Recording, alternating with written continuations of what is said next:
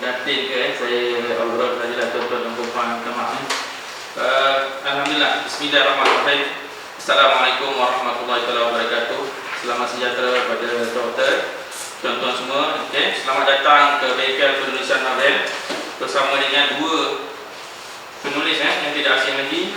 Yang pertama Profesor Madya Dr. Lim Syutin dan juga Sri Rahayu kejap selepas ini. Okey, untuk memberkati majlis kita menyebut Ustaz Mahathir untuk membacakan doa. Yang sebenarnya dipersilakan.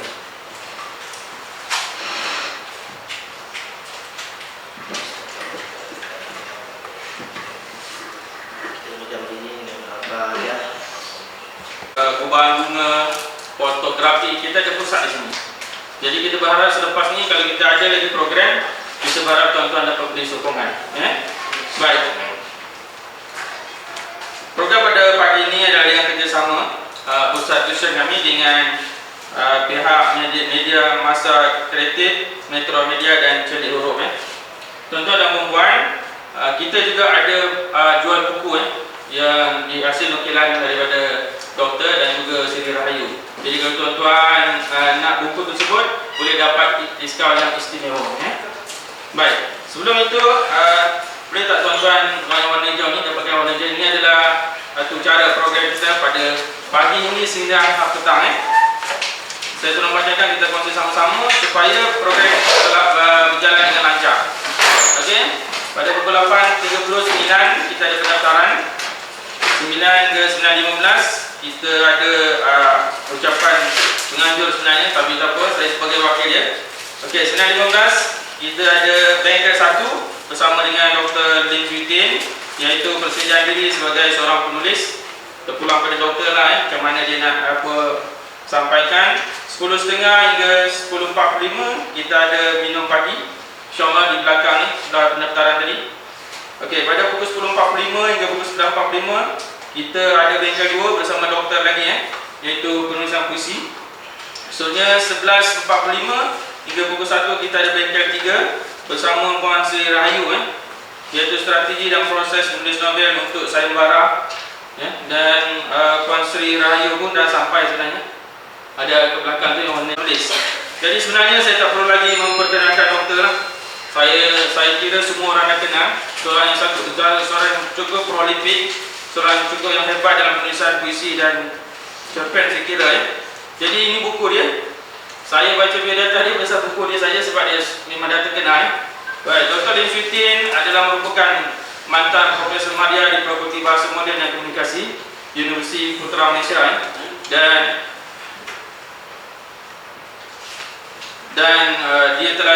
beliau telah dianugerahkan anugerah khusus transisi di Bangkok, Thailand. Jadi yang lain itu tuan-tuan boleh beli buku ni, dapat diskaun. Biodata Dr. Lim semua dekat belakang buku ni, InsyaAllah. So saya tak nak buang masa, dengan segala hormatnya majlis mempersilakan Dr. Lim Syutin untuk menyampaikan ceramah. Sekian.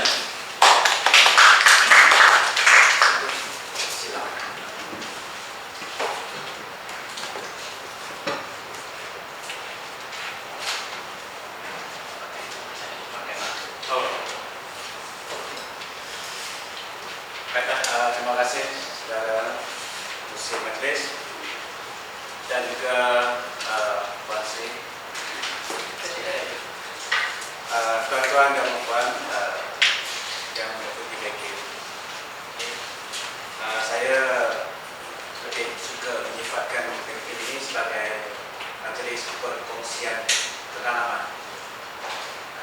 Nak kata ilmu tu tak banyak, tak berapa banyak pun ilmu, pengalaman mungkin. Sebab saya orang tua, muda belakang, kongsi pengetahuan sedikit dan juga pengalaman tentang bidang penulisan. Baiklah, saya tak berapa berminat menggunakan orang panggil PowerPoint. Kalau saya sedia pun tak begitu power sebenarnya. Jadi saya pakai tradisional, konvensional. Saya pakai pen sajalah.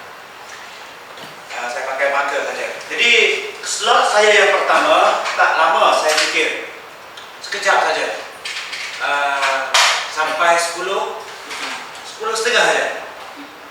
1 jam suku aja. Jadi saya ingin berkongsi lah dengan saudara-saudari tentang penulisan, bidang kesusastraan dan juga kegiatan menghasilkan karya ini secara umumnya, dan barangkali yang penting sekali ialah rahsia-rahsia lah, kalau ada lah, bagaimana nak jadi seorang penulis. Jadi pada zaman saya orang tua ni, untuk menjadi seorang penulis, sebagai persediaannya yang pertama kami ada pen dulu. Kena ada pen dulu. Waktu saya selalu bawa pen 3 pen. Kena ada pen dulu. Tak ada pen tak boleh menulis. Tak menulis lah jawabnya. Kena ada pen dulu. Dan yang kedua ada kertas. Kena ada kertas. Cuma membezakannya zaman sudah jauh berubah. Anda dah mula pakai laptop, lagi iPad, iPod ya, iPad, iPhone. Apa benda tu saya tak tahu. Saya tak tahu faham. Ini laptop ya? Itu iPad tu? Bukan handphone tu. Orang zaman sekarang. Dan Osman Awang, semasa hayat beliau menulis menggunakan kaset. Jadi beliau bawa ke mana-mana kaset. Osman Awang. Jadi kalau terluarlah sesuatu ide dari fikirannya, dia akan tekan tape itu dan dia akan deklamasikan saja baris demi baris sampai selesai. Dan bila dia bawa balik, anak-anaknya akan tolong salin. Mainkan kembali pita tu, dia salin balik dan dia baca semula apa yang dia tulis dan dia betul-betulkan. Itu jadi karya. Itu antara pengalaman. Saya tak berapa minat bawa teknik, berbeza. Sama saya lagi berbeza.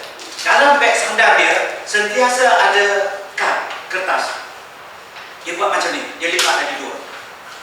Kecil aja, ni aja, kertas putih. Saya pun buat dulu. Saya tak tahu yang Pak Samad buat, saya pun buat juga sebenarnya. Kebetulan saja. Jadi Pak Samad sengaja ada kertas putih macam ni. Kalau dia dengar tuan-tuan bercakap, puan-puan bercakap, dia senyap-senyap dia akan tulis tu. Dia akan tulis, dia masuk dalam beg dia. Kemudian ada ungkapan-ungkapan yang dia nampak menarik, dia akan catat. Ataupun dia terfikir sesuatu, dia akan catat, masukkan dalam beg dia. Bila sampai rumah, dia tengok, ni masuk dalam kotak. Yang dah tulis, masuk dalam kotak. Lama-lama dia tuang kotak tu, ini untuk novelnya, yang ini untuk dramanya, yang ini untuk sajarnya, yang ini untuk rencananya. Macam tu.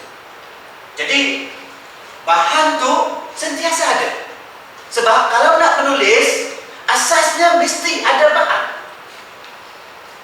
Tak ada bahan, 7 hari 7 malam terpenuh depan iPod, iPad, macam-macam ni, semua tak jadi. Semua. Saya tak tahu benda-benda macam ni, saya tak suka pakai sangat sebab saya masih lagi tradisional tulis tangan ni. Jadi Pak Samad pun mula berkarya menggunakan bahan. Dan baru 2 malam yang lepas saya deklamasikan saja di belakang, berjumpa dengan seorang penulis skrip drama TV, Asmira Suhadis nama dia. Cantik nama, Asmira Suhadis. Tulis skrip drama TV. Dia pun suka. Bila saya bercakap, dia mula catat. Bila saya bercakap, dia mula catat. Saya kata, buat apa?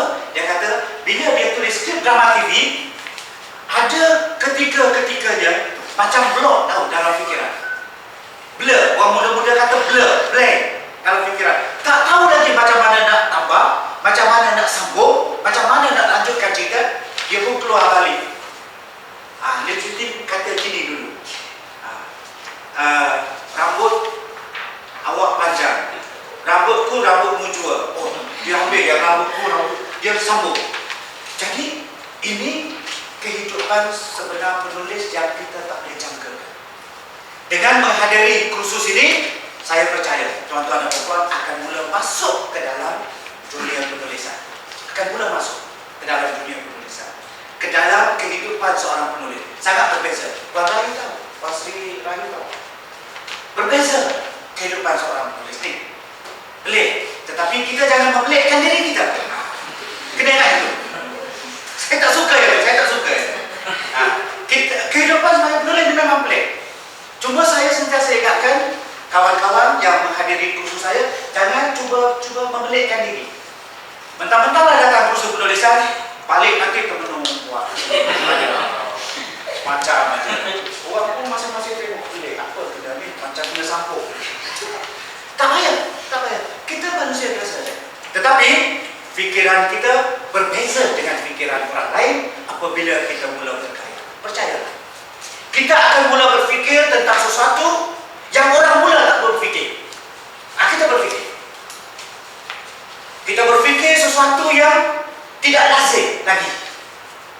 Kalau kita melihat sesuatu yang sudah lazim, sudah biasa, bagi kita mula gelisah. Kita mula nak fikirkan sesuatu yang baru, sesuatu yang berlainan, sesuatu yang ada intipati, yang meninggalkan kesan kepada orang, sesuatu yang lebih bermakna, dan sesuatu yang indah dalam waktu yang sama. Bila orang baca, orang sentiasa terpukau dan terpesona. Ingat, ini ciri-ciri seorang penulis. Sebab itu, dalam deklamasi juga, mungkin saya bersama dengan saudara-saudara ini, bolehlah saya membuat pengakuan. Cuma jangan cakap ke orang dia kata saya perasan. Saya berkata-kata, saya perasan. Contoh yang lain, dalam deklamasi puisi, tuan-tuan tidak tahu. Setiap kali saya ingin mendeklamasikan puisi, saya akan cari satu unsur dalam sajak itu, ataupun satu jenis suara yang saya nak lahirkan, ataupun satu keadaan yang sengaja saya wujudkan untuk mencari peluang memukau dan mempesonakan orang. Tak tahulah terpesona ke tidak. Kalau terpesona, kata orang bersyukurlah. Kalau tak terpesona, nasib saya malah. Jadi saya akan buat sesuatu. Contohnya di Melaka 2 hari lepas, saya baca satu sajak yang panjang. Jadi kalau saya baca seorang, orang akan bosan. Sebab panjang, 7 minit setengah. Orang akan bosan. Jadi saya tarik 2 orang ilustrator muda, penyokongnya ramai. Dengan sendirinya penyokong dia akan tunggu rakan-rakan dia baca saja. 2 orang saya bawa, orang muda duet dengan saya. 1, saya cari hela. Yang kedua, saya mainkan yang kemuncak dalam sajak itu, rangkap yang terakhir, saya mainkan suara saya berlatih tarik nafas macam-macam cara buat. Ingat tak Syarifah Haidin nyanyikan lagu Kuda Kulari itu yang sampai 4 minit itu, satu nafas. Jadi saya cari jalan, cari hela, saya deklamasikan itu. Satu pendengar itu seolah-olah satu nafas. Banyak, 17 ke 18 baris. Saya sambung itu seolah-olah bunyinya satu nafas. Jadi orang terdiam, orang tergamam. Ada yang berhenti bernafas, bernyawa. Sebab 7-8 baris saya baca tu. Jadi itu antara contoh lain hela yang semua deklamator ada 2-3 orang, seorang pun tak buat macam tu. Saya seorang buat. Bermakna saya berbeza daripada orang. Penulis mesti berbeza daripada orang. Ingat, berbeza dalam konteks yang istimewa. Jangan berbeza dalam konteks yang saya kata tak tentu hala tadi tu. Penulis mesti berbeza dan istimewa daripada orang lain. Sebab itu bagi saya menjadi seorang penulis mesti segar dan bersih fikiran dan emosi. Mesti sentiasa segar, fresh, segar, bersih fikiran kita. Kita bukan orang jahat. Jadi penulis jangan jahat. Kalau kita jahat kan, akan keluar dalam karya kita tanpa kita sedari kejahatan kita itu. Ingat, kita seorang penulis, bersihkan jiwa kita, emosi kita, fikiran kita, dan kita persembahkan sesuatu yang berseri-seri kepada pembaca. Sama ada dalam kisah yang kita paparkan itu mengharukan, resah gelisah, tetapi masih meninggalkan impak demi kebaikan, akhirnya kejernihan dalam jiwa pembaca. Ingat, sebagai penulis. Sebagai penulis. Jadi saya selalu melarang peserta BNP saya tak payahlah guna masa 5 hari tulis satu cerpen kerana menyapa kawan. Tak payah, tak payah. Tak payah. Jangan. Saya masa 5 hari tulis satu cerpen. Celaka betul. Aku tak semua dia betul. Tak payah. Jangan. Itu bukan kerja kita sebagai penulis. Kita menyalurkan menulis ini. Menyalurkan jiwa insan, kemanusiaan. Itu kita. Ingat, itu kita. Kita. Kalau tak kita, siapa lagi nak menyuarakan hal-hal seperti ini? Sebab itulah saya sentiasa katakan menjadi seorang penulis berat juga tanggungjawab. Tetapi siapa suruh jadi penulis? Pula, siapa suruh? Tak ada siapa-siapa suruh pun. Kita gatal-gatal nak jadi penulis sendiri. Sibuk, menyibuk menjadi penulis. Kita juga. Tetapi saya suka menyatakan bahawa memang menjadi penulis ada kebaikan, ada faedah, adalah manfaatnya selain menyampaikan pesanan-pesanan, mesej moral yang membina kepada orang lain, kepada masyarakat, ataupun habis-habis tidak. Orang dah tak baca karya kita, anak cucu kita besok, oh atuk aku ni pejuang, sekurang-kurangnya besok nenek aku ni rupa-rupanya sastrawan yang menyampaikan amanat-amanat yang penting untuk anak cucunya rupa-rupanya. Cucu besok baca. Kalau orang ramai dah tak boleh buku kita. Penting. Jadi ya, saya rasa itulah mukadimah saya untuk tajuk persediaan diri sebagai seorang penulis ini. Kemudian tuan-tuan dan puan, kita lihat satu persatu. Kita lihat sikit secara sepintas lalu satu persatu. Kita pergi pantas sebab masa tak lama. Mukadimah 7 minit tadi dah cukup saya rasa. Hakikat penciptaan karya sastra, setiap orang menyukai keindahan. Sebab itu saya sebut tadi. Tadi saya dah sebut tadi. Dalam apa segi sekalipun, biarlah kita selitkan satu-satu ruang yang ada dengan keindahan-keindahan yang boleh dikecapi oleh orang lain. Sebab hakikat manusia ini suka akan keindahan. Jenis cara keindahan itu berbeza-beza ikut zamannya. Ikut zamannya. Semalam saya tengok buruk untuk ayah. Pada zaman itu orang suka buruk. Orang zaman sekarang bila tengok orang suka buruk, dia kata, nah betul. Zaman teknologi tak transformasi lagi. Orang dah suka pandai, dia dah suka buruk. Dah satu hal lagi. Tetapi dalam diri setiap manusia kita percaya setiap orang mempunyai keindahan. Dalam novel ini, novel ini saya terjumpa di airport ni. Di airport tu lapangan tempat tadi lah. Sikap tak orang putih ni tak berapa faham lain ke airport. Saya terjumpa novel ni, Silk. Sedap novel ni. Ini novel Itali ni yang diterjemahkan ke bahasa Inggeris. Satu bab dia setengah muka surat je. Satu bab dia. Bab 62. Ini je novel. Bab Sri. Bab 63 ada satu dia. Tak payah, susah payah. Sri dah banyak novel dah. Banyak daripada saya. Saya ada 8 ke 9 dulu. Sri banyak lagi daripada saya. Ya. Sebab saya lebih suka tulis saja. Jadi ya, ini. Dan novel Shanun lagi ganas daripada orang Belanda Itali ini. Novel Shanun yang bertajuk Seringenge. Seringenge itu bahasa Jawa, artinya matahari ya. Satu bab ini, satu baris je. Satu baris. Awal Hamad masih terkadang di tikarnya. Kemudian pergi bab 63, awal Hamad masih terkadang di atas tikarnya.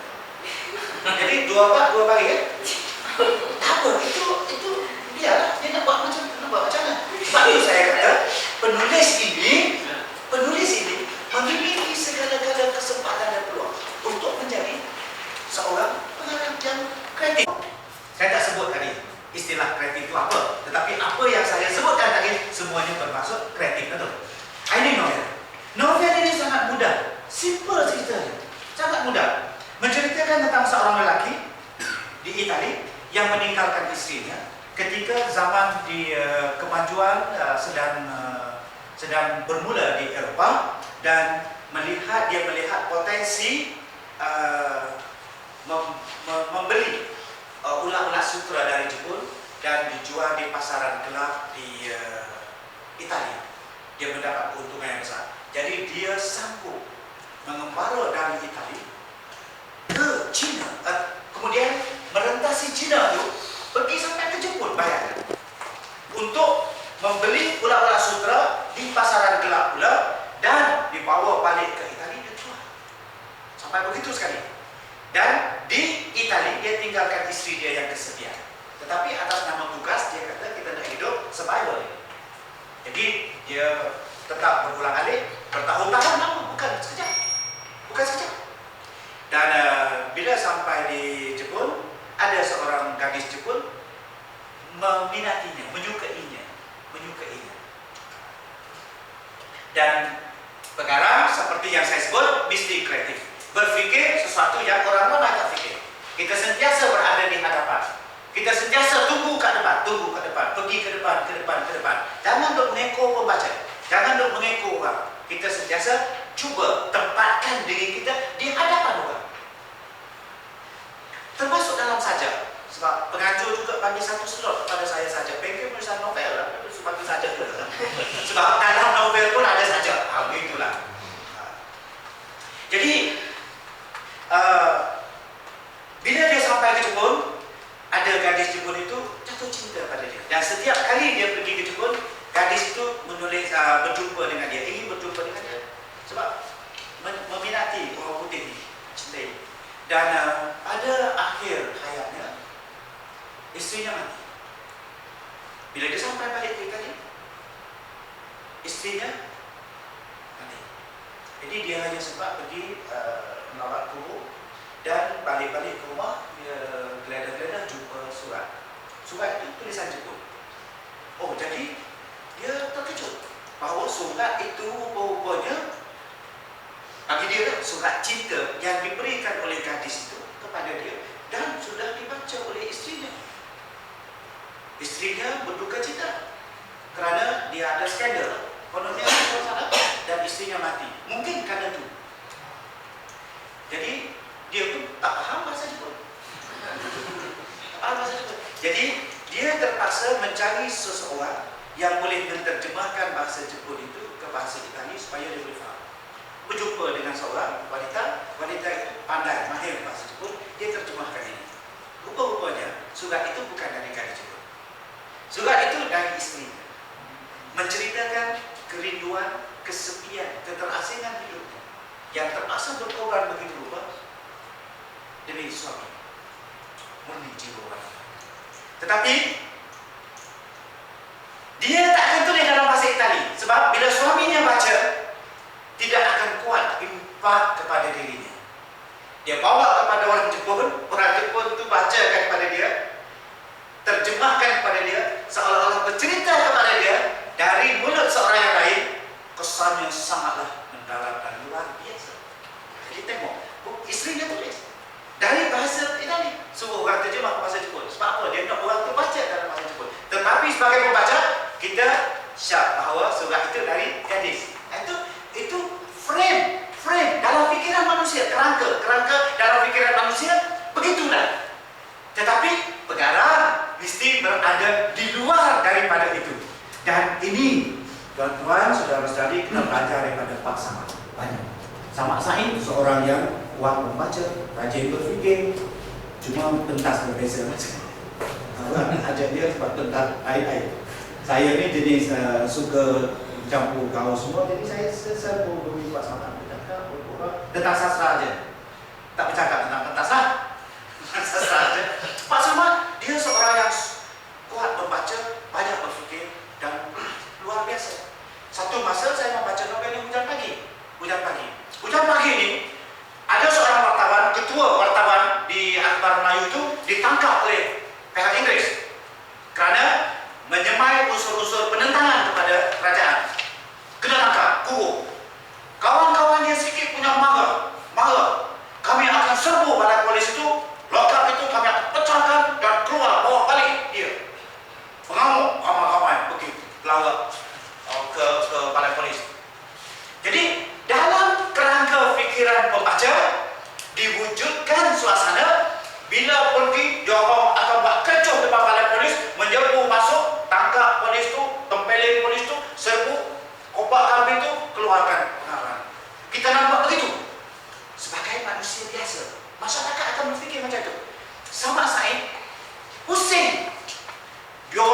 mau pergi jalan, tiba-tiba nampak orang kayu bersikap.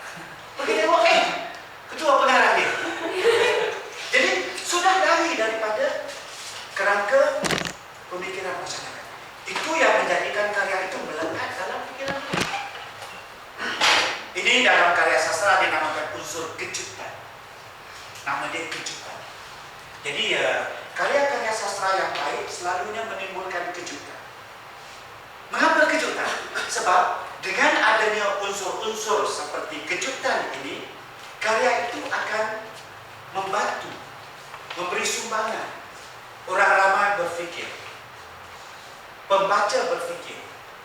Bila pembaca berfikir, jiwanya hidup, otaknya berfungsi. Inilah sumbangan karya sastra yang orang tak sedar. Karya kita sebenarnya untuk melangsungkan, meneruskan masyarakat supaya berjiwa, supaya sentiasa berfikir, dan supaya segar kehidupan mereka. Orang tak sedar. Orang tak sedar. Saya tulis saja tentang MS370 yang hilang. Semua orang fikir saya akan tulis tenggelam. Tapi saya tulis dalam saja saya jumpa. Jadi dah terbalik fikir orang. Bila dah terbalik macam tu, orang pun fikir betul ke ni? Tak apa, biar dia fikir. Betul ke tak betul, soal lain. Tetapi kita sudah memberi sumbangan yang besar, otak mereka bekerja, emosi mereka sudah berkembang. Itu peranan karya sastra yang orang tak sedar. Itu satu pada sumbangan. Yang orang tak sedar, yang orang sedar, duit dapat banyak. Pasti dapat banyak kan? Sekarang dapat banyak duit. Jadi kalau tuan-tuan tekun dan saya percaya hari ini kita diberi banyak masa. Mudah-mudahan saya terus diberikan semangat untuk berkongsi dan saya tak semua di sini jadi penulis. Boleh jadi penulis. Saya yakin. Kita bermula dengan rasa yakin. Tapi lepas ini kita kena berdoa lah. Mudah-mudahan kita boleh menjadi penulis, menjadi berkarya. Sebab masyarakat masih membaca. Masyarakat kita masih membaca. Zaman akan datang orang akan terus baca. Jangan risau. Jangan peduli orang kata sekarang mau baca buku dalam internet tak? Tidak semua orang boleh baca melalui internet tu. Pedih mata tu. Sakit biji mata. Senak biji mata. Bukan budaya kita tu. Duk tendung benda ni lama-lama. Di negara barat dia punya cuaca lain, iklim lain. Berbeza. Saya pergi ke New Zealand, ada orang sponsor suruh pergi. Dia minta duit saya, dia tolong belikan tiket untuk saya. Dia namakan itu sponsor saya ke New Zealand. Udaranya sangat segar. Kita berjalanlah sejauh mana pun tak penat. Sebab pernafasan kita sempurna, segar, macam jernih, macam kita macam hanyut dalam cermin, dalam satu dunia cermin. Macam tu. Jadi tak apalah bagi mereka. Tengok ni berjam-jam, kita tengok berjam-jam, orang ni dah cermin kan. Betul. Jadi nak saya ceritakan bahawa buku masih terus ada dalam masyarakat kita dan terus dibeli, terus berfungsi. Nanti kita bincang ujung ini, kita bincang tentang penulisan di bawah tajuk ini, persediaan sebagai seorang penulis ini. Dan saya bukan saja jadi penulis, saya nak tuan-tuan jadi penerbit buku dan pengusaha buku. Nanti kita cakap macam mana caranya. Setiap orang menyukai keindahan. Jika keindahan boleh didapati daripada karya kesusastraan, mereka tentulah akan menyukai karya kita. Kita boleh menghasilkan karya yang bukan saja indah, tetapi juga dapat meninggalkan kesan atau impak yang baik kepada pembaca. Proses mencipta karya merupakan satu proses yang panjang. Anda perlu tekun dan tidak mudah berputus asa. Pembacaan pula hendaklah luas. Jika sudah mula berkarya, janganlah berhenti. Selain itu, berusahalah mempertingkat mutu karya Anda ke tahap yang lebih tinggi sehingga karya Anda benar-benar bermutu dan dapat diterima baik oleh masyarakat pembaca. Faktor perlahiran bakat ataupun bertambahnya bakat atau tumbuhnya bakat, ada minat, ada kesungguhan, ada cita-cita dan Anda juga ada aspirasi, ada idealisme, ada ideologi, ada perjuangan. Itu penting. Itu penting. Saya tak kira sesiapa. Saya tak kira yang sesiapa. Tentu ada aspirasi dalam hidup. Saya percaya. Kita ada hasrat dalam kehidupan kita. Kita ingin melihat masyarakat kita melupakan amalan-amalan yang korup. Kita bawa mereka ke zaman yang penuh kemajuan. Dalam jiwa mereka penuh dengan nilai-nilai murni, indah. Itu aspirasi kehidupan kita. Idealisme yang ada dalam diri kita. Dan itu mungkin satu perjuangan kita. Bahkan mungkin ini ideologi negara kita. Ingin melihat kualiti rakyat kita tinggi, sempurna, elok, dan orang-orang inilah yang akan meneruskan, melestarikan peradaban bangsa kita yang indah ini. Jadi kita ada semua tu. Kemudian ini 4 faktor yang penting. 4 ini penting. Minat, ada kesungguhan. Ada orang tak bersungguh-sungguh. Bukan saja tak bersungguh dalam menulis, dalam berkarya, tak bersungguh-sungguh dalam kehidupan tu. Ada juga ramai. Kita tengok letih zaman-zaman. Sebab tu, sekarang ni banyak jamu. Suruh dia sekarang. Faktor-faktor pelahiran bakat dalam menjana tulisan kreatif, saya suka sangat menyebut ini, iaitu sensitivity penting. Saya dah sebut tadi lebih kurang. Sensitivity ataupun daya peka. Banyak lagi kat TV tu, banyak lagi peka ni, daya peka. Sensitivity berkaitan dengan panca indera kita. Kadang-kadang kita ni tak pakai seluruh anggota kita. Sensitivity, kadang-kadang kita tidak memanfaatkan. Sebagai penulis tidak boleh. Saya berani menyatakan, sebagai penulis, Anda mesti memanfaatkan segenap indera tuan-tuan dan puan untuk menjadi seorang penulis yang baik. Orang kata kena tak? Saya percaya kena. Sebab untuk menjadikan karya kita mengatasi, melebihi karya orang lain, kekuatan indera kita itu sangat membantu. Anda perlu mengasah indera supaya cekap. Ini antaranya. Cekap itu tajam maksudnya. Dalam menghadapi sesuatu yang berlaku dalam diri, termasuk di sekeliling kita.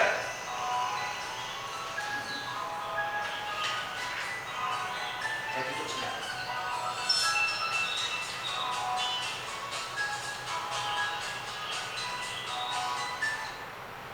Cepat dan dua ya. Tadi lagi lah orang tua dia tak boleh pakai macam ni. Yang boleh pakai yang besi juga. Kita pakai yang itu. Tapi bagi orang muda je masalah. Bukan 3 kilo. Jadi anda boleh misalnya seandainya sentiasa bijak menggunakan indera untuk mentafsir sesuatu. Termasuk keupayaan menghantar perasaan, emosi dan reaksi minda ke dalam jiwa karya. Nanti saya uraikan.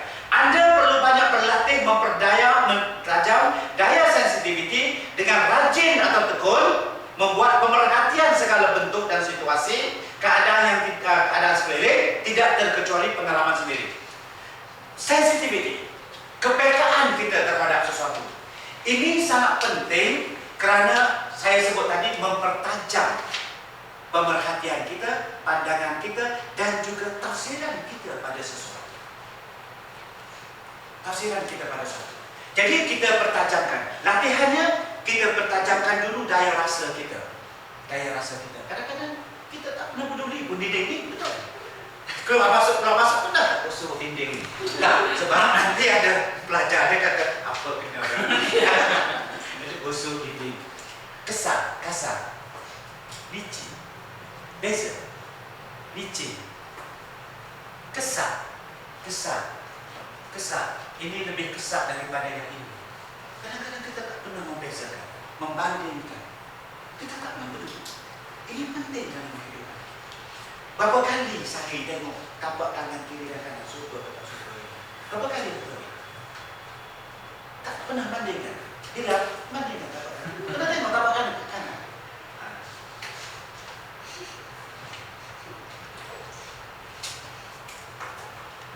Tengok mata, sama luas tapi yang saya ni semakin sepet. Dulu luas mata saya tau, semakin mak saya luas mata. Ayah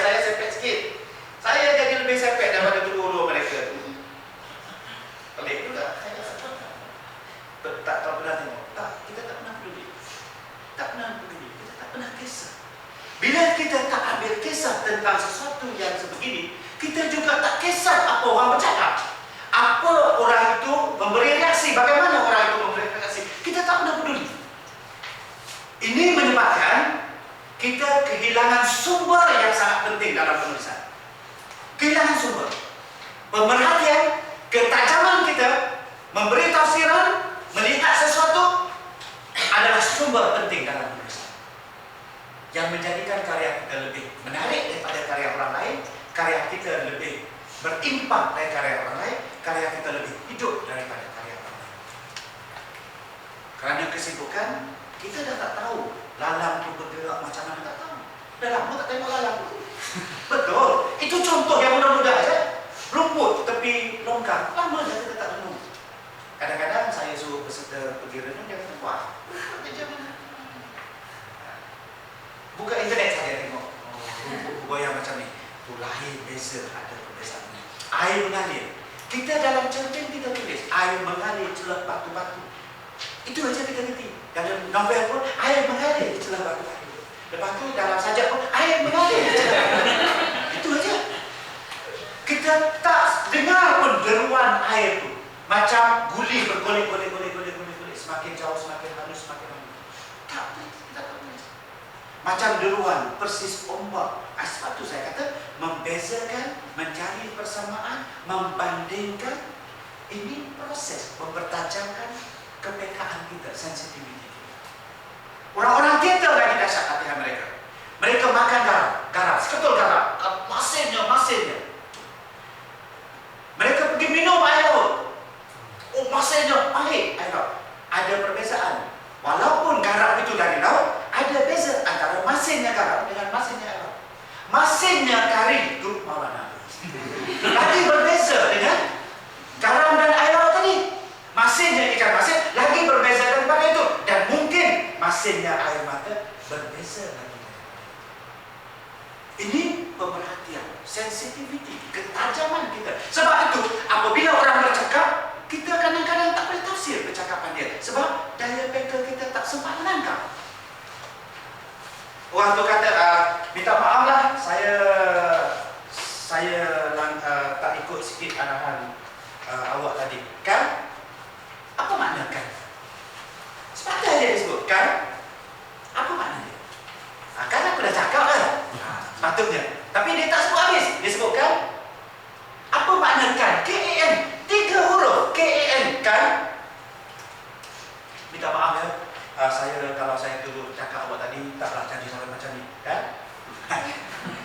Jadi sebagai seorang penulis, kita kena nilai, tafsir, membandingkan, membezakan, mencari makna melalui ketajaman fikiran dan juga rasa hati kita. Itu kebenaran penting. Jadi kita berlatihlah sikit-sikit dengan memerhati. Jadi tak semestinya lah kena buat kursus lah. Hari ini jadualnya pukul 10 pagi hingga 3 petang. Bahagian memerhati saja. Tak sama begitu. Tetapi kita sentiasa berjaga-jaga, ambil kesempatan, cari ruang. Ini dekat nak raya dah ni. Masuklah ke hati. Kain tu yang hijau tu ada 17 jenis hijau. 17 jenis hijau. Bagi anda kalau nak tulis cerpen, nak tulis novel, dia memakai tudung hijau. Itu aja. Memakai tudung hijau. Jadi cerpen itu biasa. Orang biasa, bukan aku tahu tudung hijau.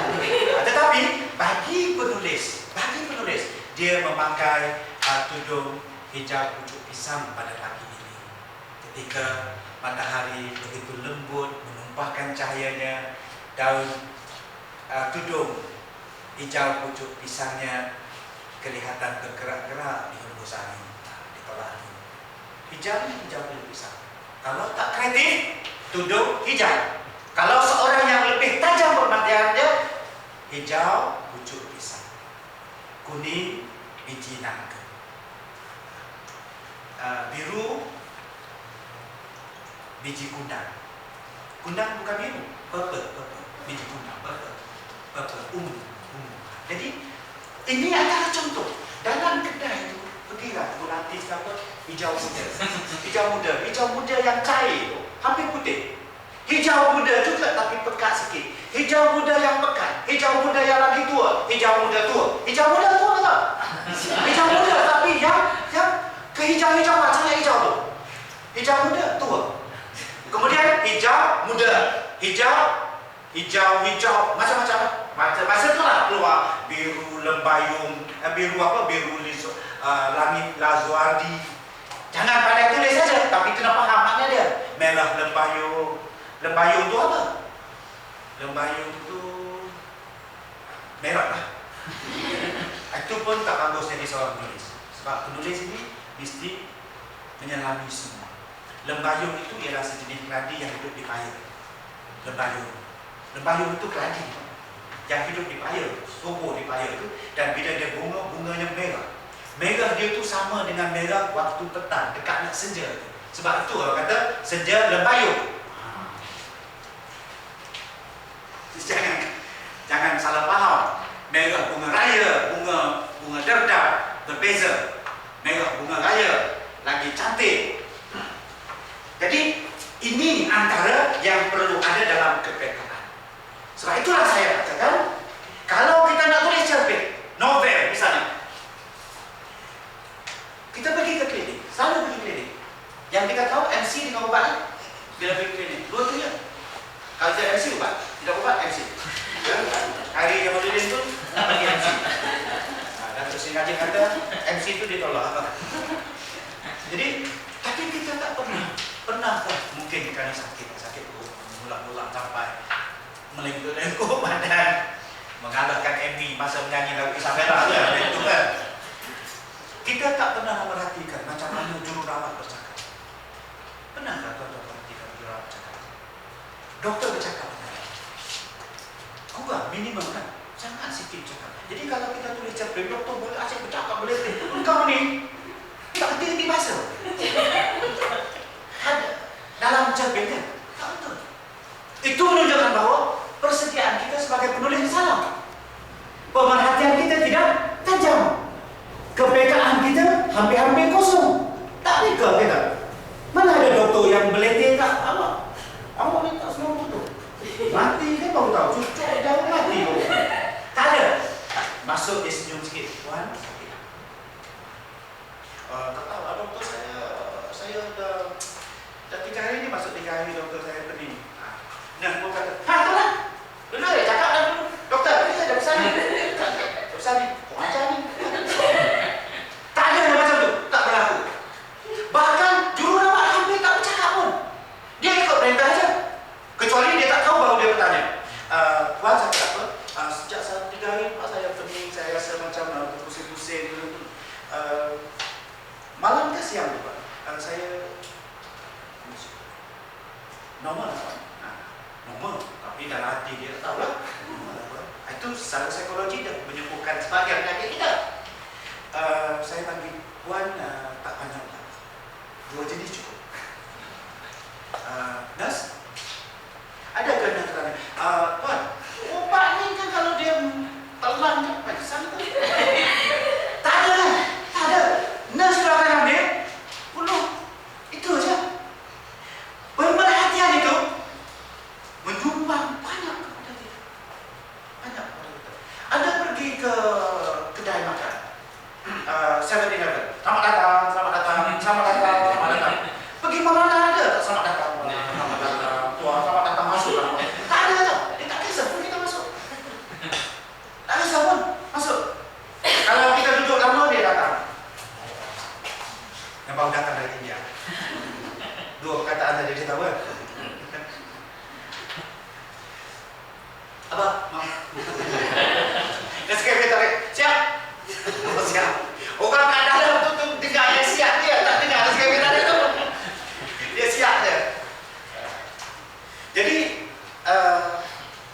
pemerhatian itu penting, kepekaan itu sangat perlu dalam berkarya. Jadi, mulai sekarang amalkanlah ketelitian, pemerhatian yang mendalam terhadap sesuatu, dan ini akan memberi sumbangan yang besar, dan termasuklah kepada bahasa, kata-kata dan penggunaannya. Kerana karya sastra mediumnya ialah bahasa.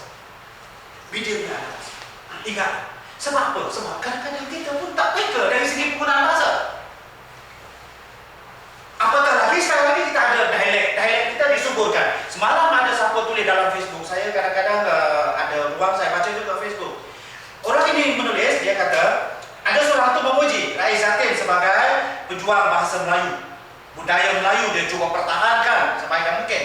Seorang ni mula masuk balas. Kau ingat Rais Zatin bagus sangat ke?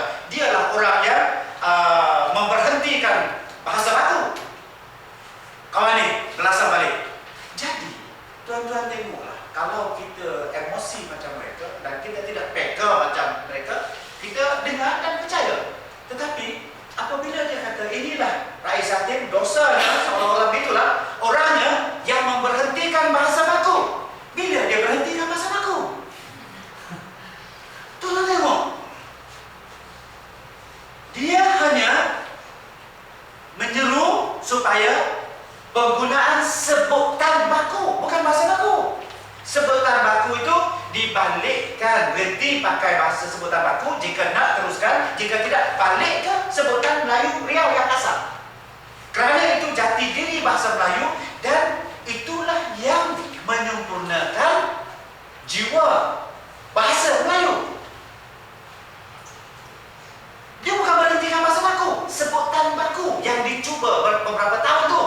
Sebutan baku, tetapi bahasa baku itu artinya bahasa standard. Bila sebut bahasa Melayu baku, bahasa yang standard. Bahasa yang standard artinya bahasa yang betul sistem ejaannya, yang betul tata bahasanya dan sempurna istilahnya. Itu baku.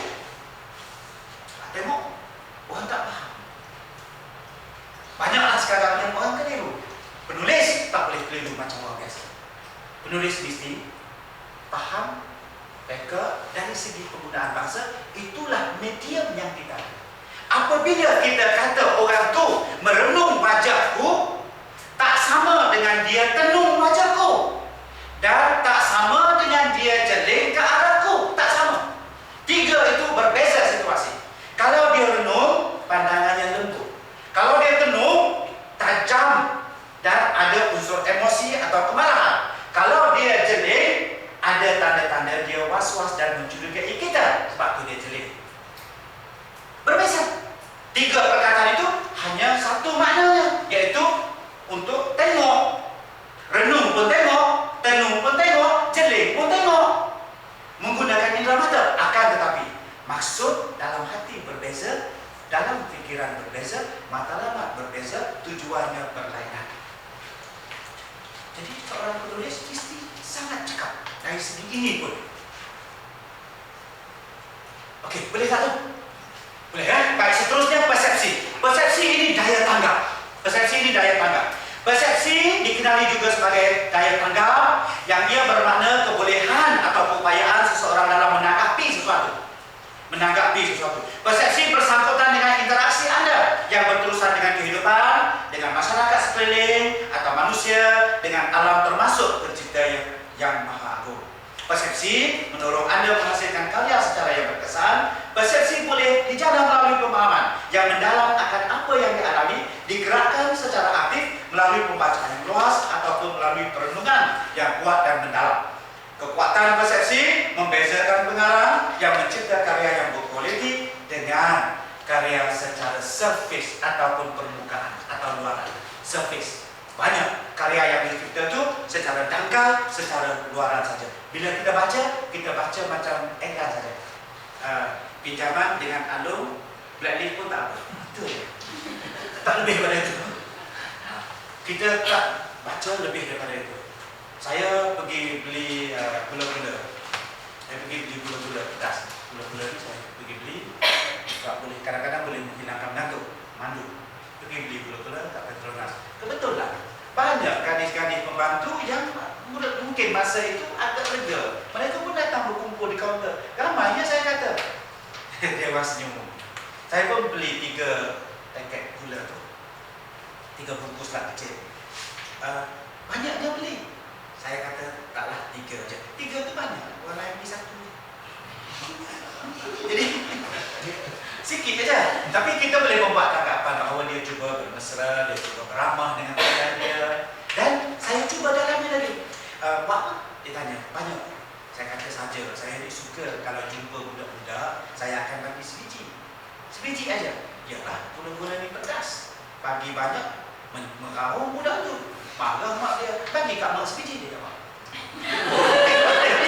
Jadi, kadang-kadang sebagai penulis, itu adalah harta. Itu harta untuk kita. Cepat-cepat, grab kata orang, ambil simpan. Kalau rasa takut nak lupa, catat kat mana-mana. Kalau bawa tape macam Osman Awang tu tape. Kalau bawa ni tape itu saya katakan penting. Tapi kalau kita duduk diam saja tak bilik kan kita tak terfikir. Sebab itu menjadi penulis satu daripada persyaratnya mesti berinteraksi. Sama ada kita bercakap banyak ataupun kita yang paling minimum bercakap masih perlu berinteraksi. Pada tahun 1972, saya berada di Pulau Pinang. Ada di Pulau Pinang, malam-malam saya keluar ke bandar, saya naik beca. Ada duit sikit masa tu. Masa dulu tu kaya tau. Allowance 150 ribu. Orang yang mungkin paling kaya di Pulau Pinang. 150 ringgit. Tahun 72 tu kaya raya. Sekarang 150 ringgit. Masuk ke FC dengan kawan, dah separuh. Habis. Saya nak beca. 5 ringgit ke 4 ringgit, 3 ringgit, lebih kurang itulah. Tahun 72 tu. Saya naik beca. Cik dah lama ke bawa lancar ni? Sudah lama. Wah sudah lama. Buat apa bawa ni? Cerita. Wah, ini dulu punya cerita Cina. Dulu dia pun cerita. Saya dengar aja. Tetapi cerita dia sangat berkesan. Dengan 3 ringgit saya beroleh sesuatu yang sangat berharga. Itu saya kata penting berinteraksi. Tidak berinteraksi dengan orang. Dan penulis biasanya lebih banyak mendengar daripada bercakap. Jangan bercakap banyak dengan orang. Kadang-kadang kita bercakap besar. Kalau orang tanya sepatah kita jawab 2 muka surat. Orang tanya 2 patah kita jawab 4 muka surat. Mentang-mentang lah penulis novel. Mentang-mentang lah penulis novel. Kita banyak menyerah. Tetapi interaksi itu penting. Saya satu hari itu saya berjumpa dengan kerani sekolah. Saya datang ke satu sekolah, saya berjumpa kerani dia. Seorang wanita Sikh. Dia marah tau panggil dia Sikh. Dia bukan Sikh, dia kata agama dia Sikh. Jadi dia tu Bengali tau. Bengali kan? Kita panggil dia Sikh. Dia kata tak, Sikh tu agama dia.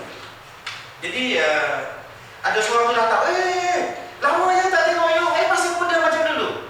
Saya kata ni saya sudah muda. Seorang tu kata, panggillah rahsia macam mana nak awet muda. Seorang tu kata. Tapi bagi kita, rahsia nak awet muda, kita pun bercerita lah. Jangan makan ini, jangan makan itu, makan ini, makan itu, makan ini. Kalau kita nak berkarya, tetapi kita cuba perhati dulu apa mereka bercakap. Wah, apa awet muda? Seorang tu kata. Dah tua nyanyuk, nak nyanyuk, orang muda, orang lagi tu lah tahu. Orang dah muda nyanyuk. Jadi kita tak fikir benda tu. Seorang tu kata, taklah sekurang-kurangnya, tak macam awak. Belum lagi kecil, dah nampak macam nenek. Jadi, seorang tu kata, bagus juga kita awet muda ni. Seorang tu kata, tak payahlah. Jadi ada pro dan kontra yang berterus-terusan, tak berhenti tau. Tak berhenti. Seorang datang toko tambah macam tadi gula-gula. Macam gula-gula tadi. Saya suka bagi budak. Bagi sebiji aja. Ya, sebab nanti bagi banyak gula-gula ni pedas dia mengamuk. Mak dia marah kat saya. Bagi kat mak. Jadi kalau saya nak tambahkan, mak pun pandang saya senyum, saya pandang mak senyum. Jadi cerita lain lah kan. Jadi kalau kita seorang penulis, dah jadi novel tu, dah jadi novel. Cinta dari sebiji gula-gula. Merayu boleh buat novel tu. Cinta dari sebiji gula-gula. Hanya sebiji gula-gula yang dibeli di stesen minyak Petronas boleh jadi satu novel. Adalah seorang yang bernama Rohini Makdarin. Ini budak ni, dia ni kerani satu kontraktor ni orang ini ni. Muda lagi di Sabah. tulis novel tentang kota. Tentang kota saja. Saya tak tahu ada tak, tapi di luar tu buku Puan Sri ya. Ada? Tak ada. Ini tulis novel tentang kota aja. Kota. Semuanya tentang kota. Satu novel. Tebal novel tu. Kota aja. Ayah dia kerja mencari kota. Dan petang-petang bawa balik kota, kemas-kemaskan dan jual. Kumpul banyak-banyak, jual kota itu. Kota itulah menjadi rezeki pada kehidupan mereka. Satu hari terjumpa kota pensel bagi kat dia. Dia cerita tentang kota pensel, bagaimana kehidupan miskin menyebabkan dia tak pernah ada pensel warna. Bila ayah dia jumpa kat sampah tu, nasib baik dia boleh pakai pensel warna pertama kali dalam hidupnya. Jadi penting mencari kotak rupa-rupanya. Kemudian besok ayah dia jumpa kotak lain pula. Dia bercerita tentang kotak itu, kotak ini, berfikir luar kotak, macam-macam tentang kotak aja. Satu hari ayah dia terjumpa wang di tempat cari kotak 123,000. 235,000 ke 123,000? 235,000. Jumpa wang, bawa balik kelam kabut. Nak buat apa dengan wang banyak itu? Biasanya ada 45 ringgit, 10 ringgit, sekarang dapat 235,000. Tak boleh. Ayah kata nak pergi serah kat balai polis. Kata kawan dia, jangan serah, bodoh. Anak dia pun kata, ayah fikirlah dulu. Saya ni banyak lagi benda yang nak beli tapi tak kena beli. Hanya kotak aja, berasaskan satu kotak. Kemudian bincang punya bincang, pergi sorok duit tu. Tak serah lagi kat polis. Sorok. Lepas sorok itu, tiba-tiba seorang lagi jumpa juga 235,000 sama. Sudah, mesti kat situ dia semaknya. Pergi jalan ada juga, masih ada. Jadi kita kena berfikir dulu kotak katanya. Macam-macam. Satu kotak, berasaskan kotak. Novel itu satu novel. Tetapi menarik kita baca. Lepas tu, macam mana boleh orang tu jumpa duit tu kat tepi sebuah bangunan tinggal? Akhirnya mereka serah wang tu kat balai polis. Dan pecah rahsia akhirnya bahawa ada kejadian rompakan. 2 orang rompak, larikan duit, bagi sama banyak. Sebab tu saya bilang bila polis kejar, tinggal kat satu bangunan, seorang lagi tu balik kat tempat buang sampah lagi. Sebab itu jumlahnya sama. Kerana kotak itu ceritanya berkembang.